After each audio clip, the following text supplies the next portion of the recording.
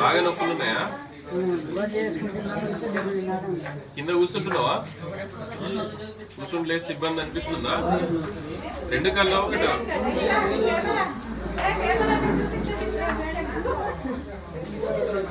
కొంచెం అట్లా తిరుగు, ఒకటి ఎక్సర్సైజ్ చెప్తా.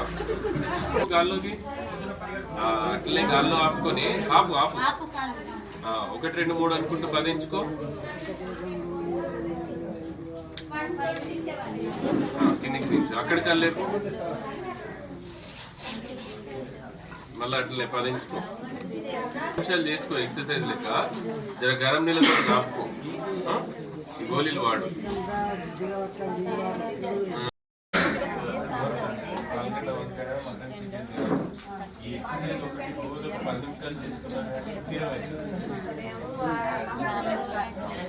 కొంచెం స్టార్టింగ్ ఇబ్బంది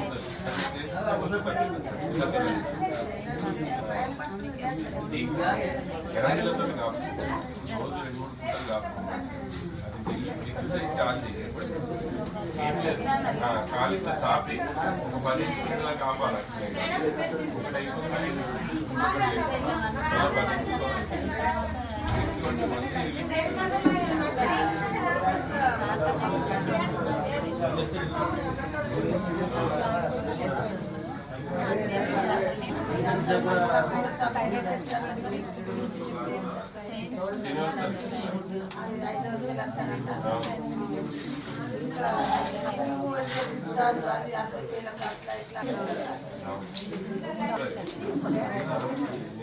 చూద్దాము రిలీఫ్ వస్తుంది.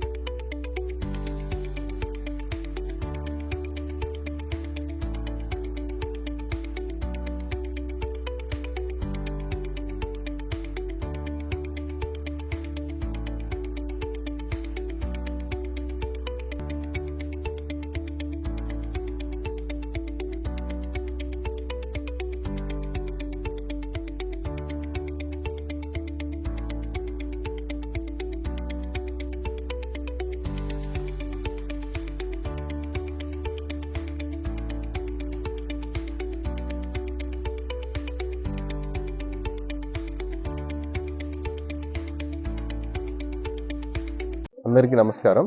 నేను డాక్టర్ అమరబాబు, ఆర్థోపెడిక్ సర్జన్.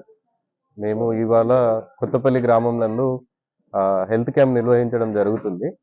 ఈ అవకాశాన్ని మాకు ఇచ్చిన సర్పంచ్ గారు, ఉప సర్పంచ్ గారికి మా ధన్యవాదాలు తెలుపుకుంటున్నాము. ఈరోజు ఇక్కడ ఎముకలకు సంబంధించి ప్రసూతి సేవలకు సంబంధించి మరి గర్భసంచి సమస్యలకు సంబంధించి మేడం గారు చూస్తున్నాము.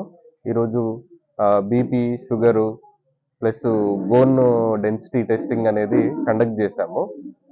ఈ అవకాశాన్ని వినియోగించుకొని పేషెంట్లు లాభపడాలని చెప్పి కోరుకుంటున్నాం. Thank you. నేటి కొత్తపల్లి గ్రామంలో క్యాంప్ నిర్వహించినందుకు, అట్లాగే నా ఫ్రెండ్తోని సార్ని ఇట్లా రిక్వెస్ట్ అడగండి మా ఊళ్ళో కొత్తపల్లి గ్రామంలో క్యాంపు పెడదామని చెప్పగానే నా ఫ్రెండ్ సార్ని అడగంగానే సార్ ఓకే చెప్పడం వల్ల నాకు చాలా సంతోషం కలిగింది.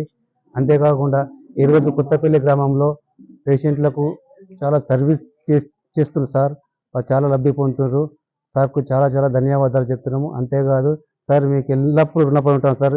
ఇంతవరకు కొత్తపల్లి గ్రామంలో ఇలాంటి క్యాంపులు ఎవరు పెట్టలేరు. మీరు మాకు ముందుకు వచ్చి నేను పెడతాను అని చెప్పేసి మీరు వచ్చినందుకు మీకు ప్రత్యేక ధన్యవాదాలు సార్. అంతేకాకుండా మీకు ఎల్లప్పుడూ మేము రుణపడి ఉంటాం సార్. Thank you sir.